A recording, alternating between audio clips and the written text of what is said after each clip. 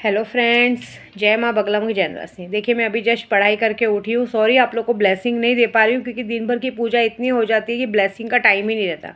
तो भी ब्लेसिंग के तौर पे मैं जहाँ पूजा पाठ कर रही हूँ आपको भेज रही हूँ। मैं आप सबको कह रही हूँ कि आप सब लोगों के लिए बहुत बड़ी खुशखबरी जो मैंने दी है, शक्तियों के ज़रिए जो आप लोगों को फ़ायदा होने वाला होने ही वाला है पक्का।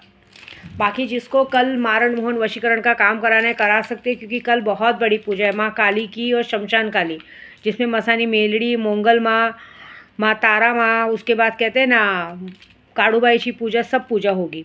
काल भैरव की पूजा होगी, साथ में होगी शमशान काली में। आपको पता है, मुझे एक बात का दुख है। मुझे इस बात का दुख है कि मैं आपको पहले से बताती हूँ। पहले यह था कि जिससे भगवान ने शादी कराई उसने भी 19 साल तक मुझे बस दूसरों के लिए इग्नोर किया। मुझसे ज़्यादा मेरी माँ को समान सम्मान दिया। उसके बाद मुझे मेरे खुद के जन्मदाताओं ने मारने के लिए आदमी भेज दिए। सब जगह पता है कारण क्या था? पैसा। फिर बाद में मैं जहाँ रहती थी वहीं पे मेरे काम करने वालों ने, बार बार मैं बात बोलती, पता है बोरिंग है लेकिन ज़रूरी है जब दिल दुखता है तो। जहाँ मैं अपने मेरे पास जितने लोग काम करते थे उन लोगों ने, स्टाफ लोगों ने मुझे नशे की दुनिया में इसलिए डाला क्योंकि मेरे पास बहुत सारा पैसा था। मेरे घर में 10-10, 20-20 लाख पड़ा रहता था। बाद में कुछ नशेड़ी लोगों ने आके मुझे नशे की दुनिया में डाला। हर बार किसी ने सिर्फ इस तरह से अरमानों का गला घोटा है। अभी देखिए, परसों में गिरी ना, उसमें भी किसी मेरे अपने का ही दुख था। मैं क्या बोलती हूँ, मैंने आज तक कभी यूट्यूब पे किसी का नाम लिया है क्या? आज की तारीख में लोग बीवी से ज़्यादा दोस्तों में इंटरेस्ट रखते हैं। आज की तारीख में औरतों से ज़्यादा आदमियों में इंटरेस्ट रखा जाता है।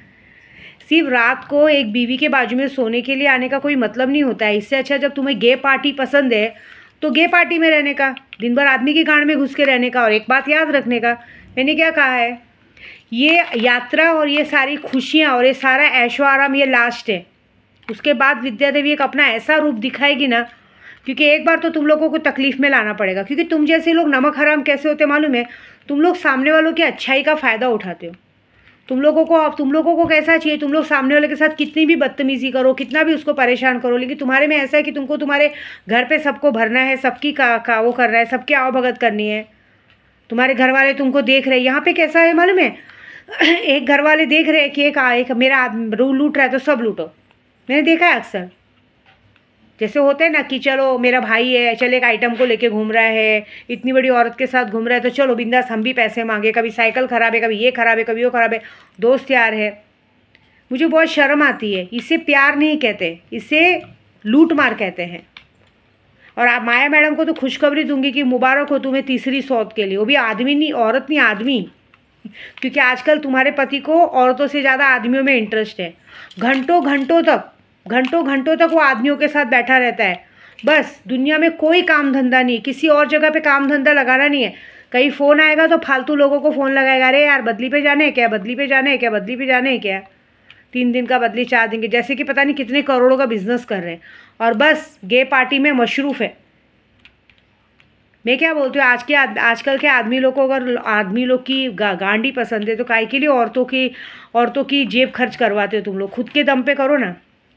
ये सारा कुछ ना मैं दिखाने वाली हूँ मुंबई जाके मतलब मैं एक्चुअली बता रही हूँ कि मैं गिरी हूँ तो इसमें भी मेरे कुछ अपने लोग शामिल हैं। मैं क्या बोलती हूँ, मैं इतनी बुरी हूँ ना सबके लिए, सबको बोलती हूँ, बच्चों को, पति को, सबको बोलती हूँ मैं इतनी बुरी हूँ ना। तुम लोगों को लगता है मैं कड़वी जबान हूँ, बहुत ज़्यादा गलत बोलती हूँ, बहुत ज़्यादा तुम लोग के पीछे पड़ी रहती हूँ। एक ही बार में जहर दे के मार दो ना मुझे, एक ही बार जहर दे के मार दो, बात ही ख़त्म। न रहेगा बाँस न बजेगी बाँसुरी। देख लेना, तुम्हारी एक गए पार्टी का नतीजा तुम्हारे बच्चे भी भुगतेंगे। आने वाली जो तुम्हारी जनरेशन है ना, वो भी आदमियों में ही जाएगी। तुम्हारे घर में बहुएं तो नहीं आएंगी। तुम लोग ने जो हरकत की है, तुम लोगों को सामने वाले को पता है, तुम्हारे घर में जो तुम्हारे मर्द है ना, वो लोग सिर्फ बड़ी बड़ी डिंग मारते हैं, ये कर देंगे, वो कर देंगे, फलाना ठिकाना। लेकिन जब मेहनत करने की बात आएगी ना, तो मेहनत करने में सिर्फ एक मेहनत आती है, या तो आदमी के साथ या तो औरत के साथ। बाकायदा बस उन लोगों को सबकी मारनी आती है, चाहे आदमी के साथ मरवाएंगे चाहे औरत के साथ मरवाएंगे। ये तो इन लोगों का हॉबी है, ये तो काम है। मेरे को एक बात बताओ, सही माया मैडम से पूछूंगी, तुम्हें कभी ऐसा लगता नहीं तुम्हारे घर वाले, तुम्हारे मायके वाले या कोई पूछता होगा तेरा आदमी क्या करता है, तो क्या बताती होगी? मेरा आदमी जाके धंधे वालियों का काम करता है। जैसे धंधे वालियाँ आदमियों से पैसा लेके अपना जिस्म बेचती है, वैसा मेरा आदमी अपने आप को एक्सपोज करके आदमियों को और औरतों को अपने आप को बेचता है और अपनी खुशियाँ पूरी करता है और उसी पैसों से हमको भी घर में ला के खिलाता है। मैं ये सब बात बोलना नहीं चाहती, मुझे अच्छा नहीं लगता सच बोलूँ तो रोज़, लेकिन मुझे बुरा क्या लगता है मालूम है कि हम यहाँ पे आपको दिलो जान से प्यार किसी को भी, हम देखिए मैं बहुत सारे लोगों को मदद करती हूँ, लेकिन बहुत सारी औरतें जो मुझसे वशीकरण सब काम करवाती, क्या करेंगे ऐसे लोगों का वशीकरण कराने को, जिनको हराम का खाना, हराम का रहना और हराम की चीज़ें पसंद है।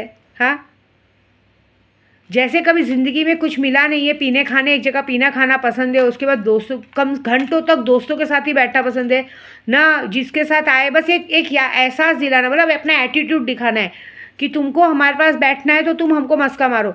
आप कभी ये बात सोचते हो कि फिर बाजी तो हमारे हाथ में है?